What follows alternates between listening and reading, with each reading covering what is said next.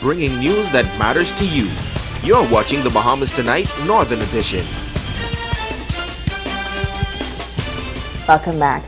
For years, it has been a church without a home, but through faith and dedication, Freedom International Ministries is giving thanks for a breakthrough. This Sunday, the church will dedicate its new edifice. Here's their story. The journey, according to Bishop Sobek Kemp, was interesting and a test of faith, as even through the roughest of times, he, along with members of Freedom International Ministries, were able to construct a new sanctuary. Of course, there were numerous lessons, lessons of sorts that we had to learn, or that we discovered.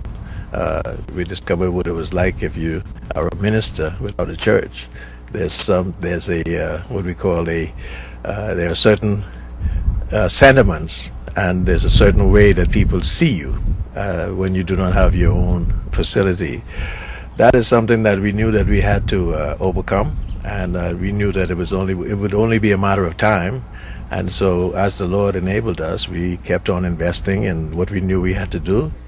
Bishop Kemp started Freedom International Ministries 10 years ago, and to date, the ministry has grown tremendously. The church is placed in the heart of Mayfield Park and its neighboring communities. Kemp believes that this church will make its presence felt by becoming a part of that area. We have been doing door-to-door ministry, going to invite people, getting acquainted with them, and of course that is a process, an ongoing process. And I think I'm always mindful of the fact that if we are in a community, we need to be mindful, we need to be aware of the residents, we need to be aware of their needs, and of course we need to make efforts to build a relationship with those who live around us. As the church plans to celebrate this milestone, Bishop Kemp says future plans include the construction of a main sanctuary. But he's encouraging other pastors who are still struggling with construction, and he has this bit of advice. Folks look at you and they say, they make comments, etc., about, what you're trying to do here. But you see, they did the same thing to Noah. They did the same thing to Moses. And everyone who tried to do what God told them to do, people will criticize them. But that doesn't stop us. The fact is that when God says he's going to do something, he does it. And this is an example, and this is just one step in that direction. Freedom International Ministries' official dedication is planned for this Sunday at 10 a.m. Congratulations to the Freedom family. In other news, a special institution benefiting from a recycling initiative which began back in 2005. Today, the Beacon School was the site of another donation from the Anchor Club, the youth arm of the Pilot Club, the Keep Grand Bahama Clean, Life Community Church, and Presto Recycling. Principal of the Beacon School, Cheryl Wood. It has become a signature program for our school because it is teaching our children the value of recycling, environmental protection, just total global awareness on so many different levels for our children. They know now to throw the cans into the proper place, to recycle, and even to correct people when they're not doing the proper thing regarding our environment. Also, this program has been extremely kind to us in that it has gotten us donations from Presto Recycling. We were the recipients of a computer system, a complete computer system with all the peripherals. We also received an LCD projector and screen from them, and a television. So recycling has its own set of rewards attached to it. Corporate and social sponsors say they were thrilled to be a part of such a worthy cause. The Keep Grand Bahama Clean committee came about in 2006. So we were a new committee, and we wanted to really just spread the message of keeping the earth and our environment clean.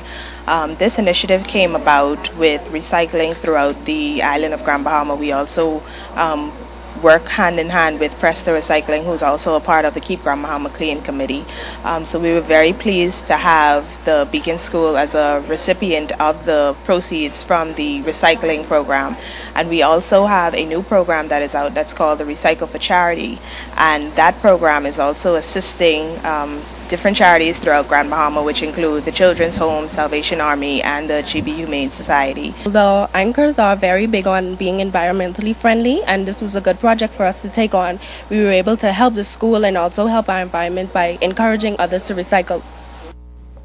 The Knights of Columbus, that's a men's group attached to the Catholic Church here in Grand Bahama, teaming up with the American Wheelchair Mission. The two entities came together this weekend to present wheelchairs to several persons in need. The American Mission provides over 50,000 wheelchairs throughout the world each year, and this year the Bahamas is one of several countries benefiting. The chairs were distributed to disabled persons during a ceremony at Mary Star of the Sea Church yesterday. We've been working on this for 8 months, trying to facilitate getting, the wheelchairs through the customs and the government sources here. Archbishop Pender has been a great source of support, and we really owe him a lot of, thanks for everything he's done to facilitate this. Most of the wheelchairs that we distribute, we work through Catholic Charities to not only find out where the needs are, but who is in need. On an average yearly basis, we're distributing over 50,000 wheelchairs a year.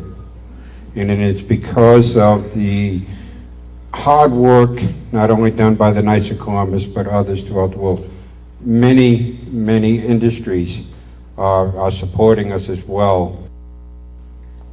Now, the American Wheelchair Mission will also present wheelchairs to Kenya and Chile this week. They will travel to Vietnam next week for a similar donation. And that's a look at stories making news at the hour. Stay with us. Ricardo Lightborn joins us next for a check of sports. News team. I'm Rick. I'm Shasheena. Have a great evening. Bye.